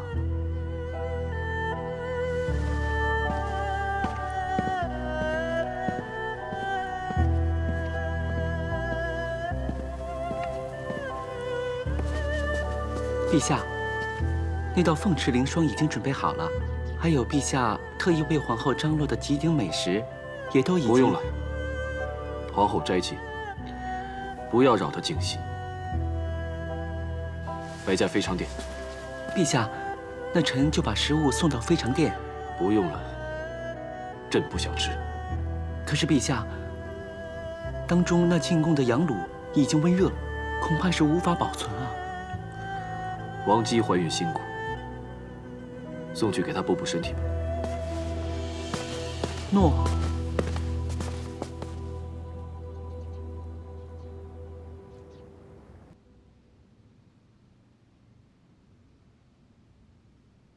皇后，王姬平时请安也常缺席，今日我看恐怕也不会来了。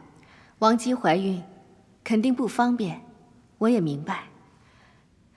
就请徐黎夫人向诸位妹妹讲解亲蚕礼的仪式吧，不用等王姬了。王姬到。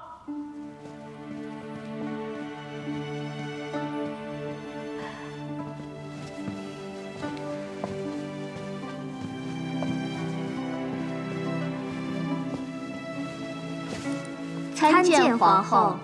你身体不便，不必拘礼了。谢皇后。奴婢这阵子常觉身体不适，少来请安，还请皇后恕罪。这请安呐，只是礼教仪式，诚于中而行于外。若心存恭敬，则不拘于形式；倘若心中不敬，那这礼仪便会徒具其表了。其实，奴婢每日都盼着见皇后，可是肚子越来越沉，一走动便觉不适。皇上总叫奴婢多休息。这几日，妹妹一直卧床调养，这不，刚刚见好，就非要前来不可。我受皇上之命，要照顾她，便只好陪她来了。那就快坐下吧。诺。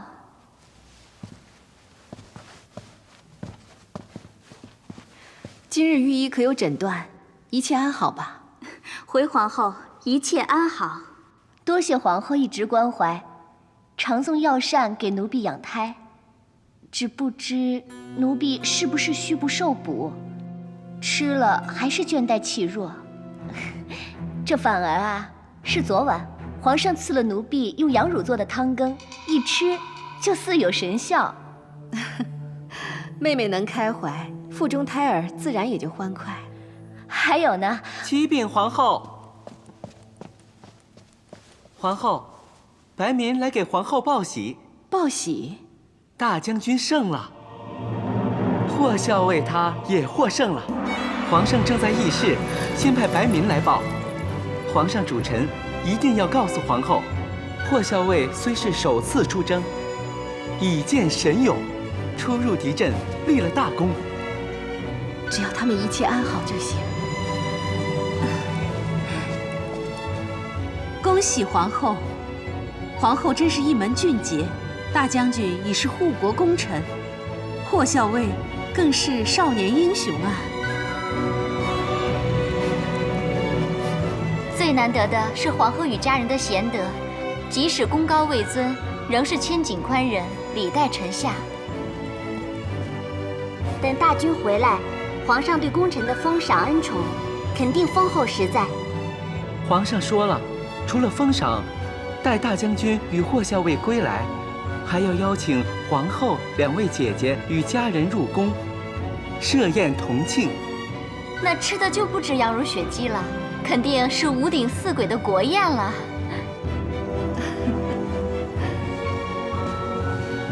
恭喜皇后！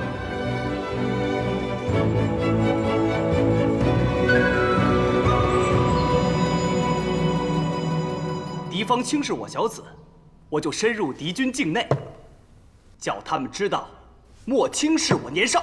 好，就800人，进他数百里，歼敌军2000多人。好啊！最重要的是无恙归来。姨母，去病履行承诺，平安归来了。皇后不必担心，卫青果敢，去病骁勇，他们2人都是朕的钢铁臂膀。姨母可知，去病此次还手刃敌人的相国、当户，他们除了闻舅父便落荒而逃，也会因为我霍去病的名字而闻风丧胆啊！是啊，就属他最勇猛，一直往前冲，我拦都拦不住。大将军，你这样说会吓坏姐姐。去病，你不是答应过不会冲动鲁莽吗？姨母放心，去病是依据形势才单刀直入，还连立2功呢。皇后，去病神勇，连凶悍外敌都怕，确实领我汉军扬威大幕，不能轻看的勇将啊！这小子有陛下包庇，臣妾怎敢轻看呢？这就好。霍去病听风。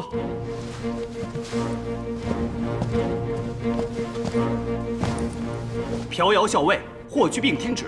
霍去病虽是初生牛犊，但此仗大败外敌，勇冠3军，朕就封你为冠军侯。食邑1600户，赐府邸。谢陛下封侯赐邑。然而，陛下赐府，去病愧不敢受。为什么？此次在边疆，看到外敌扰边，百姓流离失所，守边将士也是风餐露宿，所以当时就对自己许诺：边关未静，无以为家。说得好，不愧朕对你顾惜已重。这府邸朕记住了，他召你进边歼敌之日，就是朕赠府之时。谢陛下隆恩。起来吧，子父，你别怪朕对他偏心。我们这医生确有过人之处，还有我们的弟弟，今番领军也是功不可没，赐千金。哎，都免了。谢陛下。谢陛下。好啊，我们的家人都大显才干，功勋盖世。带你2位姐姐进宫，今日的家宴就圆满完成了。陛下，陛下对臣妾所尽的心，臣妾敏感五内。就叫。